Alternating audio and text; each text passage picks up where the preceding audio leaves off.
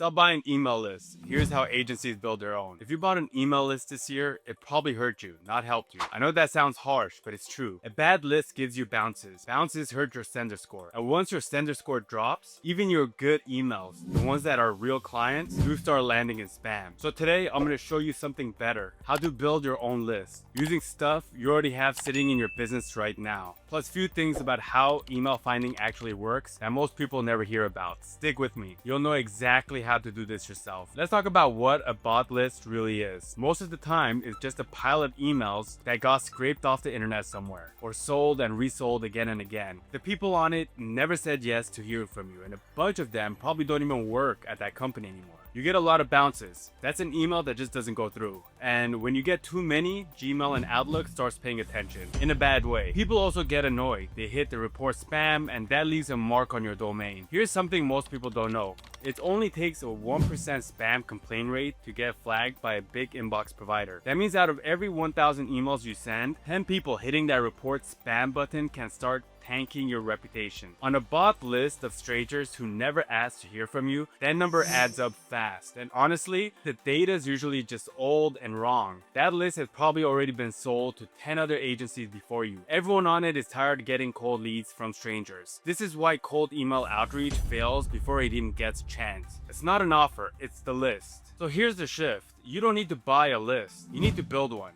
And here's the good part. You probably already have what you need. Think about it for a second. Past clients already connected with on LinkedIn, past webinar attendees, those who filled out a form on your website, referrals sent your way, even people who follow your company on social media but never bought anything. You've got names, you got companies. The only thing missing is one piece, the actual email, and that part's easier to fix than you think. Let me walk you through how this actually works. No tech talk, I promise. Most companies use one email format for everybody. Something like first name dot last name at company website. So John Smith at Acme becomes john.smith at acmeco.com. But here's something most people don't realize. That pattern isn't always the same. Some companies use first initial plus last name like jsmith at acmeco.com.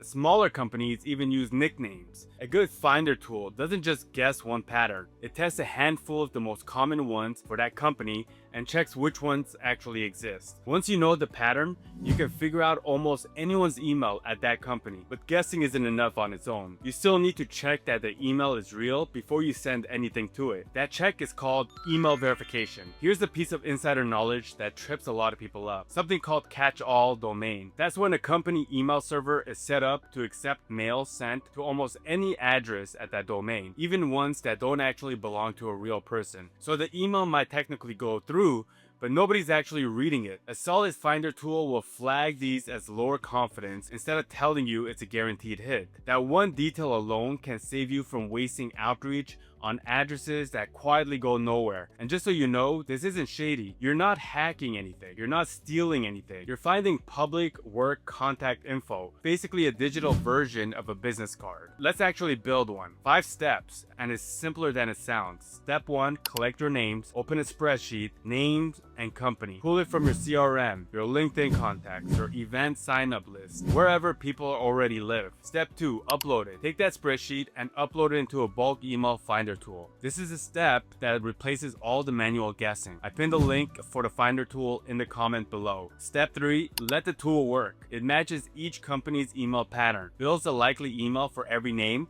and checks that it's real. This is also where it flags those tricky catch-all domains we just talked about, so you know which contacts are rock solid and which ones are more of a maybe. Step 4, export your clean list. You get a file back with every email, plus a quality score so you know what's safe to use. Don't treat every email results the same. If your tool gives you a confidence score, sort your list by it. Send your first round only to the highest confidence contacts. That keeps your very first send clean, which matters a lot for a new domain. Send it to your CRM. No copy and paste. Push it straight into HubSpot, Salesforce, or whatever you already use. That's the whole thing. 5 steps, and honestly, most of it runs in the background while you're doing something else. Let's put the two side by side real quick. A bot list, you don't know where it came from. from. Bounces a lot. It's shared with who knows how many other companies, and it can get your domain flagged. A list you build yourself, you pick the contacts, they're verified before you send, they're fresh, and no one else is emailing them today but you. But here's the part agency owners really care about. You're not paying every month for a list that goes stale in a few weeks. You're building something that's actually yours. There's also a longer term win people don't talk about enough. Every time you build a list this way, you're also learning who responds. Over time, you build a picture of what a good fit lead actually looks like for your agency. A bot list never teaches you that. It's just names on a page. Before you go and build your first list, few quick warnings. Don't skip verification. Even a good guess can still bounce if you don't check it first. Don't blast your whole list on day one, especially on a newer domain. Ease into it and let your sending volume grow over time. A simple rule of thumb: start with a small batch in your first week, then slowly, gradually increase it over the next few weeks as your replies stay healthy and your bounce rate stay low. Watch your numbers, not just your gut feeling. If your bounce rate creeps up of 2 to 3%, stop and check your list before sending more. That's usually the first warning sign something's off. And if someone asks to stop hearing from you, respect it. That's not just the right thing to do, it protects your reputation. And let's bring it all together. A few things to take with you. Buying email lists is risky, and honestly, it's a little outdated. You already have the raw material, names and companies you've picked up over time. Email patterns aren't always what you'd guess, and catch-all domains can trick you into thinking a contact is solid when it isn't. A good finder tool handles both of those for you. And a pattern-based email finder turns all of that raw material into a clean, verified list that's actually yours. One that gets better the more you use it, because you learn